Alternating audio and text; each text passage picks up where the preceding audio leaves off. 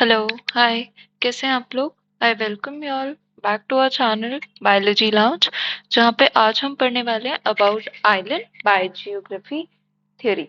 Ecology का topic है and it is pretty important. So let's try and see कि island biogeography theory हमें क्या बोलती है। तो सबसे पहली चीज जो हमें जानने की जरूरत है वो ये that it was given by MacArthur and Wilson. इसीलिए इसका नाम एक और है which is MacArthur and Wilson theory. ठीक है। So first point that we need to know is कि ये इसको दिया था बाय मैकार्थर और विल्सन ने, इसीलिए इसका एक और नाम है that is MacArthur and Wilson theory of island. तो पेपर में चाहे आइलैंड बायोजियोग्राफी आए या मैकार्थर एंड विल्सन थ्योरी आए, वी नो कि किसकी बात हो रही है, राइट।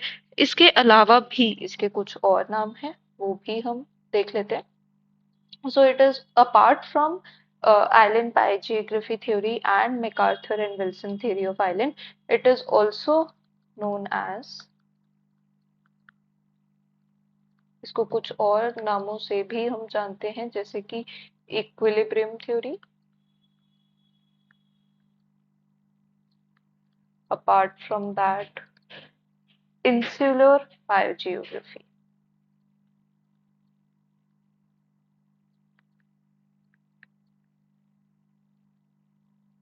ठीक है।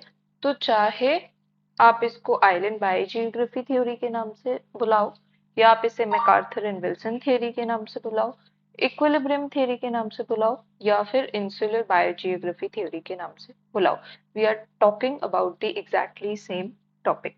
ठीक है। Okay, so before going into the depths of this topic, सबसे पहले हम ये देख लेते हैं कि ये जो वर्ड है आइलैंड, इसका क्या मतलब है। What do we mean by island? So island is an isolated habitat separated completely from other of its kind। तो हम क्या बोल रहे हैं कि आइलैंड कोई भी एक ऐसा हैबिटेट है जो कंप्लीटली सेपरेटेड है अपने जैसे किसी और हैबिटेट से, उसका किसी और हैबिटेट से कोई भी लिंक नहीं है, कोई लेना देना नहीं है। So such an isolated habitat is known as island. I hope सबसे पहला जो चीज हमने समझी है that is the meaning of island, वो क्लियर हो गया होगा। इसके बाद second thing that we need to know about is, एक टर्म आती है विच इज मेनलैंड। ये टर्म काफी इंपॉर्टेंट होने वाली है इस टॉपिक के लिए। तो मेनलैंड क्या है? Mainland is a place where new immigrant species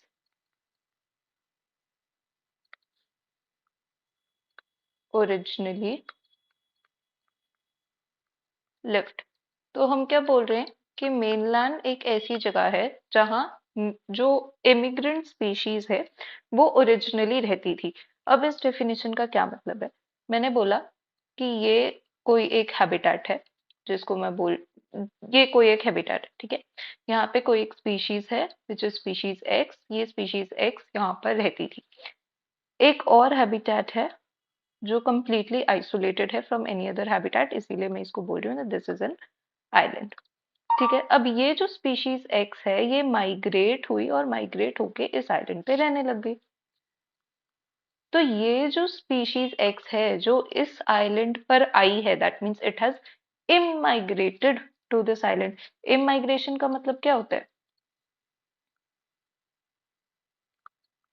immigration का मतलब क्या होता है? Immigration simply entry of a species. Immigration का मतलब एंट्री ऑफ अ स्पीशीज ही तो होता है। इसका उल्टा क्या होता है? ई माइग्रेशन। ई माइग्रेशन का मतलब क्या होता है? इसका सिंपली उल्टा, that is exit of a species. So knowing these terms, मैंने क्या बोला कि ये जो स्पीशीज एक्स थी इसने इस ओरिजिनल हैबिटेट से ई माइग्रेट किया और इस आइलैंड में इम माइग्रेट कर लिया। तो ये जो ओरिजिनल हैबिटेट था इस स्पीशीज एक्स का, जहां से वो आई है, इस ओरिजिनल हैबिटेट को मैं क्या बोल रही हूँ? मेनलैंड। ठीक है, सो मेनलैंड वो जगह है जहां पे ये जो नई इम माइग्रेंट स्पीशीज एक्स है, जिसने नया नया इम माइग्रेट किया है इस आइलैंड में, वो ओरिजिनली रहती थी। सो that is mainland. I hope इन दोनों टर्म्स, इन चारों terms rather I should say, का मतलब क्लियर हो गया होगा। पहला हमने देखा आइलैंड, दूसरा हमने देखा मेनलैंड, तीसरा हमने देखा इम माइग्रेशन और चौथा हमने देखा emigration. I hope all of these terms are crystal clear, right? Now before going to the actual topic, एक और टर्म है जो हमें पढ़नी है, which is species richness. Species richness क्या है? It is the total number of variety of species present। Species richness क्या है कि एक एरिया में कितनी वैरायटी की स्पीशीज रहती हैं, that is the species richness of that particular place. यहाँ पे एक चीज याद रखना, वैरायटी ऑफ स्पीशीज की बात की है, कितनी अलग अलग तरह की स्पीशीज वहां रहती है, that makes up the species richness of a particular place. So I hope ये पांचों टर्म्स क्लियर हो चुकी होंगी। So having done that, now we are ready to actually talk about island biogeography theory। ये theory क्या कहती है? मैं इसको शॉर्ट में island biogeography theory, IBT लिख रही हूँ, क्योंकि मैं पूरा लिखूंगी it will take a lot of time. तो आईबीटी एक्चुअली क्या कहती है? ये थ्योरी क्या एक्सप्लेन करती है? ये थ्योरी एक्सप्लेन करती है स्पीशीज रिचनेस को ऑफ एन आइलैंड। किसी एक आइलैंड की स्पीशीज रिचनेस को एक्सप्लेन कौन करेगी? Island biogeography theory. ठीक है, ये थ्योरी क्या कहती है? This theory says that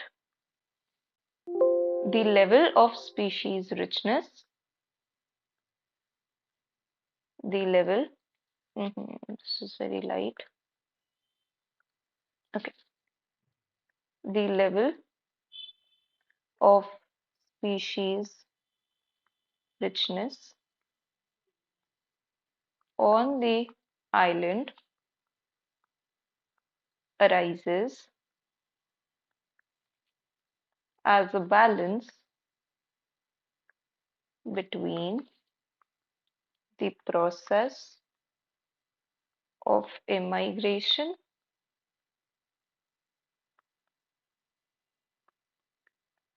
and immigration। किसी भी आइलैंड पे कितनी स्पीशीज होंगी, कितनी तरह की स्पीशीज होंगी, कितनी डाइवर्सिटी ऑफ स्पीशीज होंगी, वो किस चीज पे डिपेंड करेगा? कि कितनी स्पीशीज वहां इमाइग्रेट कर रही है, मतलब कितनी स्पीशीज वहां पे आ रही हैं, और कितनी स्पीशीज वहां से इमाइग्रेट कर रही है, मतलब सॉरी ई माइग्रेट कर रही है, मतलब कितनी स्पीशीज वहां से जा रही हैं। तो ये जो स्पीशीज रिचनेस है, it is actually a balance between immigration and E migration. कितने लोग आ रहे हैं और कितने लोग जा रहे हैं। So that is what IBT actually tries to explain. Okay, तो नाउ इसका एक बहुत ही कैरेक्टरिस्टिक सा ग्राफ होता है, आप बोल सकते हो, जिसकी हेल्प से हम इसको समझने की कोशिश करते हैं। सो let's try and understand this graph, कि ये ग्राफ क्या बोल रहा है। आप ये वाली लाइन देख रहे हो, let me take another colour. आप ये वाली लाइन देख रहे हो, ये वाली लाइन क्या बता रही है? This is going to tell us about the immigration of new species, कि कितनी नई स्पीशीज इस आइलैंड पे आ रही। अच्छा, पहले एक्स एक्सिस और वाई एक्सिस देख लेते हैं। वाई एक्सिस पे हमारे पास है number of species present. Y axis हमें बताएगा कितनी स्पीशीज प्रेजेंट है, जिसको हमने पी से रिप्रेजेंट किया है। और ये वाला पॉइंट क्या है? This point on this axis will tell us about the species pool, बोल सकते हो साइज ऑफ स्पीशीज pool कि what is the total species pool of that particular place। यहाँ पे हमें बता रहे हैं रेट किसका, rate of immigration and rate of extinction. Immigration कौन बता रहा है, दिस पर्टिकुलर लाइन। इमाइग्रेशन कौन बता रहा है, दिस पर्टिकुलर लाइन। ये हमें ये वाला लाइन हमें बता रहा है एक्सटिंक्शन का रेट, और ये वाला लाइन हमें बता रहा है इमाइग्रेशन का रेट। सो आई होप ये दोनों चीजें क्लियर है। अब आप ये देखो, ये जो बीच में हमें गिवन है दिस पर्टिकुलर पॉइंट, ये पॉइंट हमें क्या बताएगा, this is the equilibrium number. ये वो पॉइंट है जहां पे number of immigrating species is equal to number of immigrating species. So this is the equilibrium number, this is the number जहां पे this is the equilibrium number. Equilibrium number से हमारा क्या मतलब है, that I is equals to E. जितना immigrate हो रहा है उतना ही ई माइग्रेट हो रहा है। So this particular graph is very important and I hope ये सबको समझ में आया होगा। वाई एक्सिस पे हमें बता रहे हैं रेट किसका, emigration and immigration. X axis पे हमें क्या बता रहे हैं, number of species present. This point here is representing the size of species pool, और ये जो बीच वाला पॉइंट है ये हमें इक्विलिब्रियम बता रहा है किस किस के बीच में, between immigration and emigration. So this is the major graph of island biogeography. आगे और भी ग्राफ्स आएंगे जो भी हमें समझने जरूरी है, but this is the main graph जो तो समझ आना ही आना चाहिए। ठीक, सो लेट्स मूव अहेड। तो आगे से जब हम एम माइग्रेशन और ई माइग्रेशन को एक्सप्लेन करेंगे तो हम इस तरीके का एक ग्राफ यूज करेंगे जिसमें ये वाला जो एक्सिस है दिस पर्टिकुलर, इसको हम सपोज एक्स बोल लेते हैं और इसको हम वाई बोल लेते हैं। तो ये जो एक्स साइड है वो स्पीशीज एंट्री को बता रहा है, ये जो वाई साइड है वो स्पीशीज एग्जिट को बता रहा है। ठीक है, तो आपको ये चीज समझनी पड़ेगी कि अगर ग्राफ यहाँ तक जा रहा है तो इट इज रिप्रेजेंटिंग हाई, चाहे वो आइदर साइड्स की बात हो। ठीक है, और अगर वो इतना जा रहा है तो इट इज रिप्रेजेंटिंग लो, चाहे वो आइदर साइड्स की बात हो। ये क्यों जरूरी है, ये जरूरी है आगे के ग्राफ्स को समझने के लिए। So we should be able to understand कि अगर हमारा जो ग्राफ है वो ऊपर तक जा रहा है, it is representing high value. अगर वो नीचे तक जा रहा है तो it is representing low value. ठीक है, अब आगे समझते हैं। सबसे पहले हम समझते हैं with the help of certain cases. तो सबसे पहले हम फर्स्ट केस देख रहे हैं which is case of an empty island. ठीक है, एक बहुत नया नया बना हुआ आइलैंड है जो पूरी तरीके से एम्प्टी है, खाली है, वहां पे कोई अभी नहीं रहता है। Nobody has inhabited that island yet. अब आप ये देखो कि कोई भी अगर नई जगह है, नया नया कोई भी किसी भी क्लाइमेटिक कंडीशन की वजह से एक नया आइलैंड बना है जहाँ पे अभी तक कोई नहीं रहता, तो ऑब्वियस सी बात है किसको खाली जगह, खाली नीश नहीं पसंद। जो वहां आएगा वो वहां मजे से रहेगा, अकेला रहेगा। तो एम्प्टी आइलैंड है, तो यहाँ पे लो कंपटीशन होगा क्योंकि रहने वाले ही इतने कम है। So the competition will be very low. Yes, secondly यहाँ पे रिसोर्स हाई होगा क्योंकि कोई उसको यूज ही नहीं कर रहा है। जो भी खाना है वो वहां पे प्रेजेंट है, जो भी फूड है, एयर है, वाटर है, न्यूट्रिएंट्स है, सब कुछ तो बढ़िया होगा क्योंकि कोई उनको एक्सप्लॉइट ही नहीं कर रहा। सो रिसोर्स बहुत ज्यादा होते हैं, लो रिस्क टू लाइफ होता है। क्यों, क्योंकि कंपटीशन नहीं है। तो और रिसोर्स अच्छा है, दैट मीन्स आपकी चांसेस बढ़ जाते हैं वहां पे अच्छे से रहने के। Right, next, high availability of space, क्योंकि again no competition is there, तो स्पेस अच्छा खासा मिल जाएगा क्योंकि सब कुछ तो अनऑक्यूपाइड है। So you have gotten a very new and an empty place to live. तो उस एम्प्टी आइलैंड के ये सारे कैरेक्टरिस्टिक्स होंगे, कंपटीशन लो होगा, रिसोर्सेज हाई होंगे, रिस्क टू लाइफ कम होगा, लेकिन स्पेस की अवेलेबिलिटी अच्छी खासी होगी। तो अगर हम लॉजिकली सोचने की कोशिश करें तो आप एक चीज मानोगे कि ऐसी जगह पे हाई इमिग्रेशन होगा, इमिग्रेशन हाई होगा, यस और नो, क्योंकि कंपटीशन नहीं है, रिसोर्सेज हाई है, ये सारी क्वालिटीज क्या है, anybody would want to come and live over here. हर कोई चाहेगा कि हमको एक ऐसी जगह रहने को मिले। सो ऑब्वियसली इमिग्रेशन बहुत ज्यादा होगा, बहुत सारे नए नए स्पीशीज यहाँ पे आके रहेंगे क्योंकि लिविंग कंडीशंस इतने बढ़िया हैं। अब लो रिस्क टू लाइफ है, इसका मतलब मैं ये बोल सकती हूँ दैट लो एक्सटिंक्शन या फिर इमाइग्रेशन। जब सारे रहने के कंडीशंस इतने अच्छे हैं तो कोई एक्सटिंक्शन का रिस्क तो है नहीं, और ना ही कोई ऐसी जगह से इमाइग्रेट करना चाहेगा। तो such an island which is empty having all of these qualities naturally, वहां पे इमाइग्रेशन बहुत ज्यादा होगा और ई माइग्रेशन बहुत कम होगा। तो अगर हम इसका एक ग्राफ प्लॉट करने की कोशिश करें, I am plotting a very similar graph जो हमने अभी थोड़ी देर पहले देखा था। ठीक है, जस्ट एक्सक्यूज, चलो ठीक है, I'll try to make a better version of it. Okay, so if we try to plot this graph again, remember जो मैंने वहां पे बात की थी कि ये जो x एक्सिस है वो एंट्री बताएगा, ये जो y, not literally, this is not literally x axis and y axis, ये नाम हमने जस्ट दिए हैं फॉर अंडरस्टैंडिंग। ये हमें एग्जिट बताएगा और नीचे वाला हमें स्पीशीज बताएगा जिसको हम n से रिप्रेजेंट कर रहे हैं। ठीक है, तो मैंने क्या बोला, इम माइग्रेशन रेट हाई होगा, करेक्ट। तो मैं इसको ऐसे प्लॉट करूंगी। मैंने आपको अभी पीछे समझाया है कि अगर ऊपर तक जा रहा है that means high. Extinction rate या फिर ई माइग्रेशन रेट मैं बोल रही हूँ कि वो कम होगा, तो वो हम नीचे से स्टार्ट करेंगे। तो such a graph will be the graph of an empty island जहाँ पे इम माइग्रेशन बहुत ज्यादा है, एंट्री बहुत ज्यादा है, लेकिन एग्जिट बहुत कम है। So such a graph is the characteristic graph of empty island. I hope that much is clear. ठीक है? Okay, so now let's talk about the next case, which is the case of a populated island. अभी हमने कौन सा पढ़ा?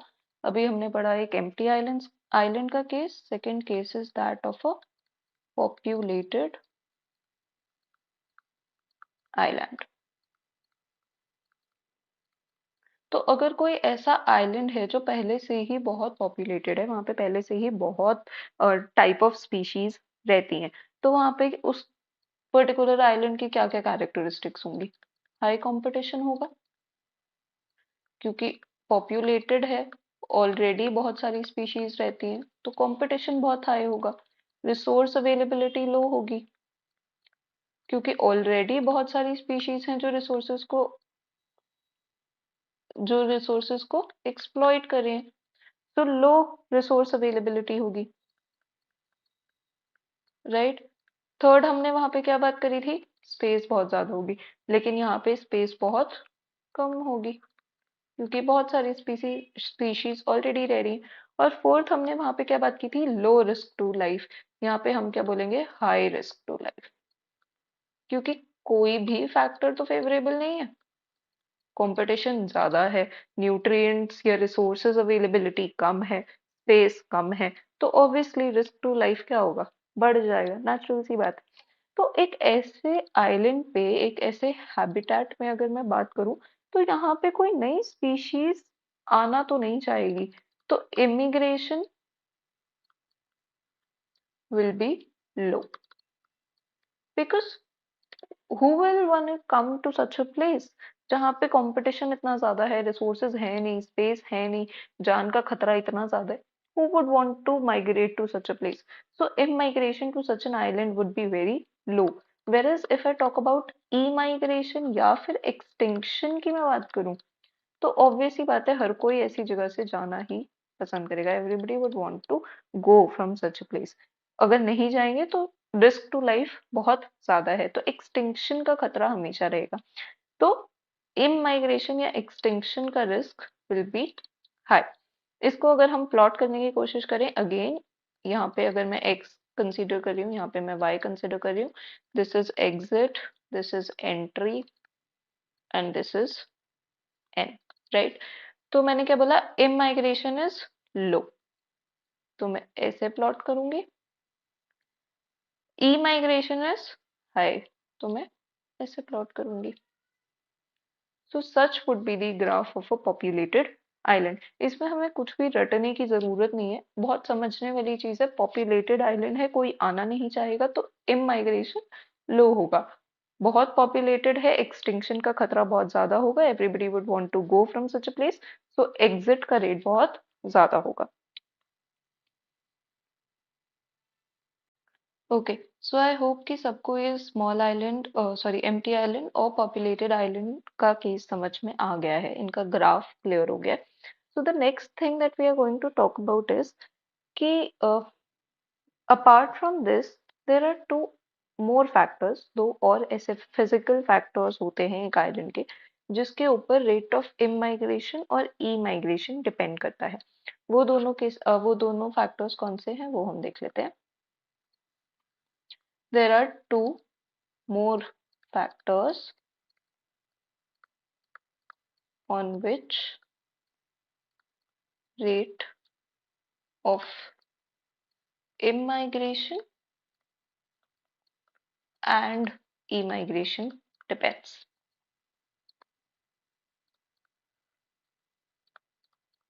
What are these two factors? पहला है distance from mainland और दूसरा है size of island। क्या बोला मैंने कि apart from empty island populated island दो और ऐसे फैक्टर्स होते हैं जिसके ऊपर इमिग्रेशन और इमाइग्रेशन का रेट डिपेंड करता है। पहला है डिस्टेंस फ्रॉम मेनलैंड की, जो हमारा आइलैंड है जिसकी मैं बात कर रही हूँ वो मेनलैंड से कितना दूर है, और दूसरा साइज ऑफ आइलैंड। जिस आइलैंड की हम बात कर रहे हैं वो आइलैंड कैसा है, वो छोटा है या बड़ा है, उसका साइज कैसा है। तो जो इमाइग्रेशन रेट्स होते हैं, रेट्स ऑफ इमाइग्रेशन,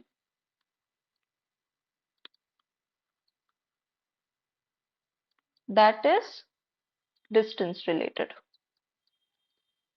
या फिर आप बोल सकते हो डिस्टेंस डिपेंडेंट। ऑब्वियस सी बात है, आप सपोज करो कि एक कोई आइलैंड है जो कि मेनलैंड से बहुत ज्यादा दूर है। अगर वो इतना दूर है तो not a lot of species will want to immigrate to that island. बहुत सारी ऐसी स्पीशीज नहीं है जो इतना बड़ा डिस्टेंस कवर करके इतने दूर के आइलैंड को हैबिटेट करने के लिए जाएंगी। तो रेट ऑफ इमाइग्रेशन जो होता है वो हम बोल सकते हैं कि वो डिस्टेंस डिपेंडेंट होता है। किस हिसाब से डिस्टेंस डिपेंडेंट होता है? That the island which is near the mainland, अगर कोई आइलैंड है जो मेनलैंड के पास है तो ऑब्वियसली स्पीशीज को इमाइग्रेट करने में कोई प्रॉब्लम नहीं आएगी। It would be easier for species to migrate to such a place, तो यहाँ पे इमाइग्रेशन हाई होगा। Whereas if I talk about an island which is far from mainland, कोई एक ऐसा आइलैंड है जो मेनलैंड से बहुत दूर है, तो इतना बड़ा डिस्टेंस कवर करके स्पीशीज के लिए यहाँ पर इमाइग्रेट करना इज अनलाइकली, तो इमाइग्रेशन इज लो। ठीक है, तो हमने क्या बोला, रेट ऑफ इमाइग्रेशन किससे अफेक्ट होता है? डिस्टेंस से। अगर डिस्टेंस मेनलैंड और आइलैंड का बहुत ज्यादा है तो इमाइग्रेशन कम होगा, और अगर आइलैंड मेनलैंड के बहुत पास है तो हम इजीली स्पीशीज वहां पे माइग्रेट कर सकती है, so immigration would be high. The second factor is size. हम क्या बोल रहे हैं, रेट ऑफ ई माइग्रेशन या फिर rate of extinction is size dependent. आप खुद सोचो कि अगर कोई एक आइलैंड है जो बहुत छोटा है, वहां पे स्पीशीज ने माइग्रेट तो कर लिया, लेकिन इतने सारे स्पीशीज हैं और आइलैंड का साइज इतना छोटा है that it is very difficult for species to live in such a place. तो वो क्या करेंगे, they will try to emigrate from that island, वो वहां से जाना शुरू कर देंगे।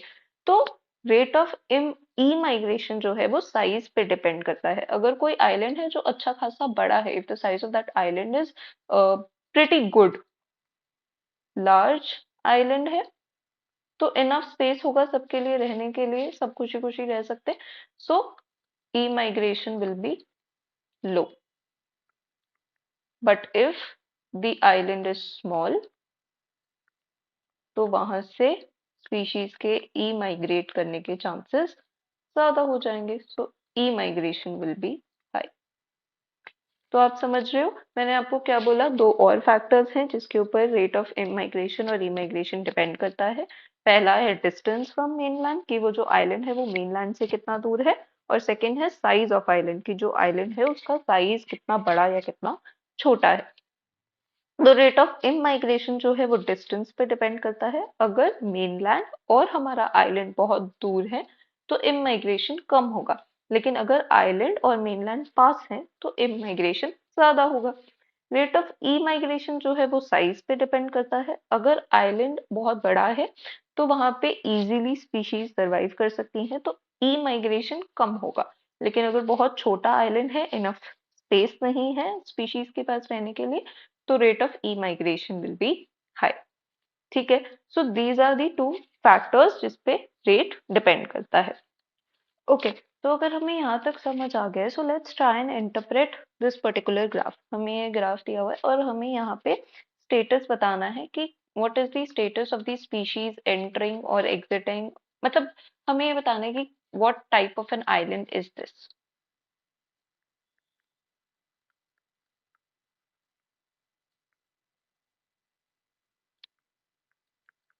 ठीक है, हमें बताना है कि ये जो पर्टिकुलर ग्राफ गिवन है ये किस तरीके के एक आइलैंड का ग्राफ है। सो लेट्स ट्राई एंड इंटरप्रेट। सबसे पहले हम यहाँ पे देख रहे हैं इम migration, this axis is of इम माइग्रेशन। हम क्या देख रहे हैं, इम माइग्रेशन इज हाई, राइट। ये देखा हमने कि इम माइग्रेशन जो है वो हाई है। और आप यहाँ पे देखो, रेट ऑफ इम माइग्रेशन हाई कब है, जब island is near the mainland. तो मैं ये बोल सकती हूँ कि ये जो भी आइलैंड है that is near to mainland, right. Second चीज हमें पता लग रही है ई माइग्रेशन। ई माइग्रेशन मुझे दिख रहा है लो, ई माइग्रेशन इज लो। और ई माइग्रेशन हमने लो कब बोला था, ई माइग्रेशन लो था जब आइलैंड लार्ज है। तो मैं ये बोल सकती हूँ that the island is large. So the overall status या overall condition of this island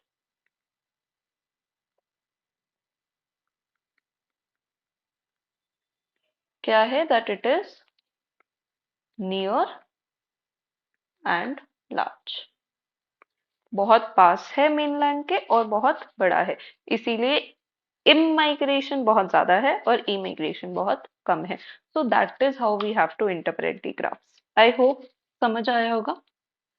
ठीक है, सिमिलरली हम एक और ग्राफ को इंटरप्रेट करने की कोशिश करते हैं। So this is the second graph that we have. इस ग्राफ में हमें क्या दिख रहा है, ये इमाइग्रेशन है, ये इमाइग्रेशन है, this is the total.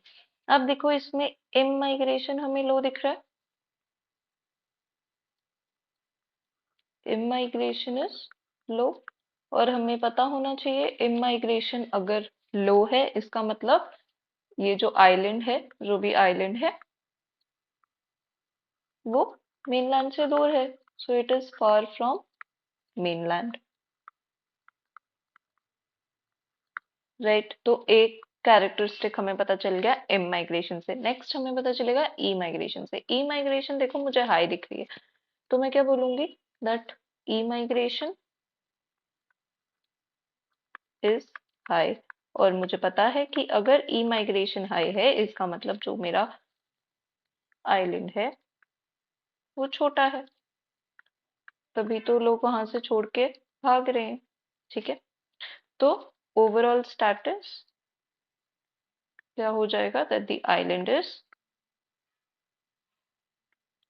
Far and small. I hope this is clear. So similarly, let's try to decode another graph, which is this one.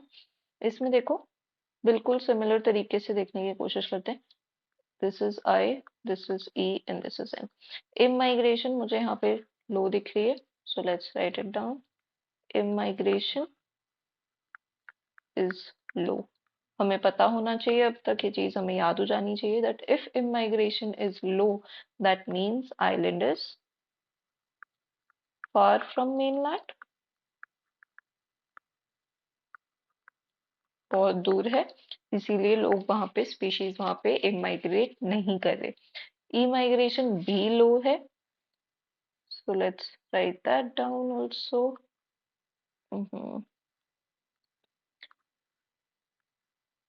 Immigration is also low. इस इंफॉर्मेशन से मैं क्या बोल सकती हूँ, that island is very large. क्योंकि अगर छोटा होता तब वहां से स्पीशीज ई माइग्रेट कर रहे होते, बहुत बड़ा है इसीलिए ई माइग्रेट नहीं कर रहे. तो ओवरऑल स्टेटस क्या हो जाएगा, that the island is far and large. दूर है इसलिए कम ई माइग्रेट कर रहे हैं, बट वंस पीपल हैव इमाइग्रेटेड वो ई माइग्रेट नहीं कर रहे क्योंकि बहुत बड़ा है, आराम से रह पा रहे हैं. ठीक है, फोर्थ केस देख लेते हैं. फोर्थ केस में again this is I, E and N. इसमें अब देखो इमाइग्रेशन मुझे हाई दिख रहा है, so let's write that down, that immigration is high. immigration high से हम क्या पता लगाते हैं, that island is near the mainland. mainland के पास है तभी तो इतनी ज्यादा immigration हो रही है. immigration भी high है, ये भी लिख लेते हैं. immigration is also high. immigration high होने का क्या मतलब है, that island is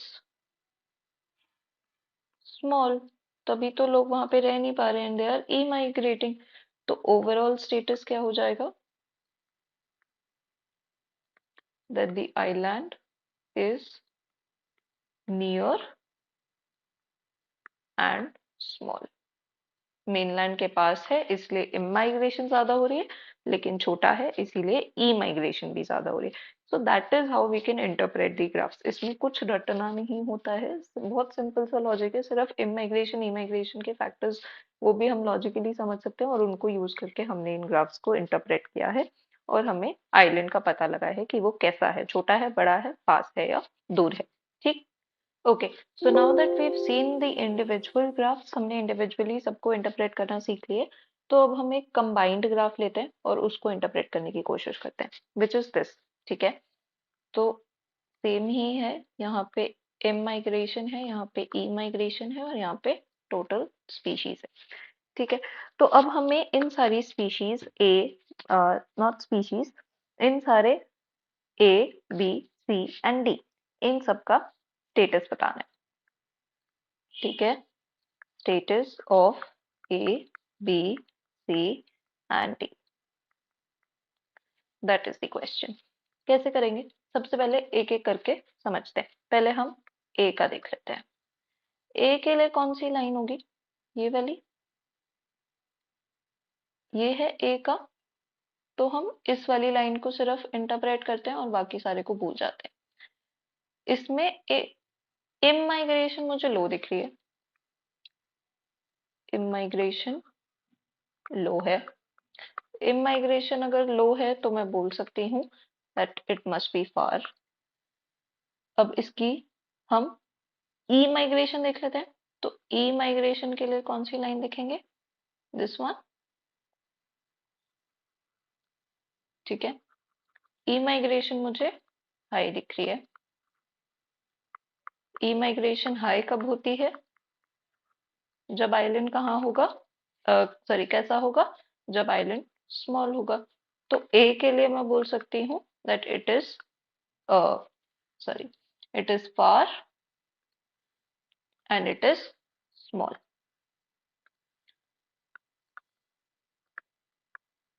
I hope ये समझ आया होगा. It is a far away island and it is a small island. अब हम बात कर लेते हैं बी की. आइलैंड बी देखो, बी के लिए एक लाइन है ये वाली जो हमें ई एम माइग्रेशन बता रही है. तो एम माइग्रेशन मुझे इसका दिख रहा है हाई. एम माइग्रेशन अगर हाई है तो इससे मुझे पता चलता है कि आइलैंड जो है वो नियर है. सेकेंड इसकी देखते हैं ई माइग्रेशन वाली लाइन. सो बी की ई माइग्रेशन वाली लाइन है ये. ई माइग्रेशन भी हाई है. ई माइग्रेशन हाई कब होता है? जब आइलैंड स्मॉल है. करेक्ट. तो अगर मुझे बी का ओवरऑल स्टेटस बताना है तो मैं बोल सकती हूँ that it is near and small. ठीक है. तो हमें ए का ओवरऑल स्टेटस मिल गया और हमें बी का ओवरऑल स्टेटस मिल गया. आई होप यहाँ तक क्लियर हो चुका होगा. आई वुड वांट कि आप यहाँ पे वीडियो रोक के सी और डी का स्टेटस प्रिडिक्ट करें और फिर उसे वीडियो से कंफर्म करें. ठीक है. अब हम देख लेते हैं सी का status. Let me write it over here. C की लाइन देखो. सी की इमाइग्रेशन वाली लाइन है ये जो कि है high. So immigration is high. और इमाइग्रेशन अगर हाई है तो इससे मैं बोल सकती हूँ दैट आइलैंड इज नियर. सी की ई माइग्रेशन वाली लाइन है ये विच इज लो. तो emigration is low. That means the island is large. तो सी का अगर मुझे ओवरऑल स्टेटस बताना है तो मैं बोल सकती हूँ that it is near and it is large. I hope यहाँ तक ठीक है. Fine. Now we are left with status of D. तो हम डी का स्टेटस भी ढूंढ लेते हैं. और let me take different colour. Blue हमने यूज कर लिया है. ओके. डी का इमाइग्रेशन वाली लाइन है ये. इमाइग्रेशन मुझे इसकी दिख रही है लो. यहाँ लिख देती हूँ डी का immigration is low. That means मैं ये बोल सकती हूँ दैट इट इज फार. तभी तो लोग वहां पे इमाइग्रेट नहीं कर रहे. ई माइग्रेशन वाला लाइन डी का है ये. ई माइग्रेशन है again low. That means the island is large. तो ओवरऑल स्टेटस डी का कैसा हो गया? It is far and large. I hope ये ग्राफ को इंटरप्रेट करना समझ में आया होगा कि कैसे हम अगर अकेला ग्राफ है फिर तो बहुत इजीली इंटरप्रेट कर सकते हैं. अगर कंबाइंड भी आते हैं तो भी उसमें कोई मुश्किल वाली बात है नहीं. We can easily interpret that. Right. Okay. So let's look at the last two graphs of this topic. तो स्पीशीज रिचनेस का ग्राफ हम देखेंगे with island size and distance. तो पहला हम देख रहे हैं species richness with island size. अगर यहाँ पे मैं प्लॉट कर रही हूँ, this is the species richness SR and this is the size. ठीक है. तो आप देखो जैसे जैसे साइज बढ़ेगा वैसे वैसे ज्यादा स्पीशीज वहां पे एग्जिस्ट कर पाएंगी. सो नेचुरल सी बात है कि with size the species richness will increase. So जैसे जैसे साइज इंक्रीज होगा वैसे वैसे स्पीशीज रिचनेस भी इंक्रीज होगी. So this will be the graph of species richness with island size. ठीक है. सेकेंड है species richness with island distance. अगर ये स्पीशीज रिचनेस है और यहाँ पे डिस्टेंस है तो हमने क्या बोला जैसे जैसे डिस्टेंस आइलैंड का बढ़ेगा फ्रॉम मेनलैंड स्पीशीज रिचनेस घटेगी. So there is an inverse relation. तो इसका ग्राफ हम कैसे बनाएंगे? Like this. ठीक है. जैसे जैसे डिस्टेंस बढ़ेगा वैसे वैसे स्पीशीज रिचनेस घटेगी। सो बेसिकली हम ये बोल सकते हैं that this is a direct relationship. Size बढ़ेगा तो स्पीशीज रिचनेस भी बढ़ेगी, but this is an inverse relation. जैसे जैसे डिस्टेंस बढ़ेगा वैसे वैसे स्पीशीज रिचनेस घटेगी। सो आई होप ये टॉपिक आप सबको समझ आया होगा। That was all for island biogeography theory. इस वीडियो को देखो एंड आई होप आपको समझ आएगा। अगर कोई भी डाउट है please put in the comments, I will try to solve it, और you may mail me at the given email address. Also, if you would like to have the PDF of this lecture, please join me at the Telegram channel called Biology Lounge. वहाँ पे आपको इसका PDF मिल जाएगा, तो आप उससे easily revise कर सकते हो. That's all for today. Happy learning. Bye bye.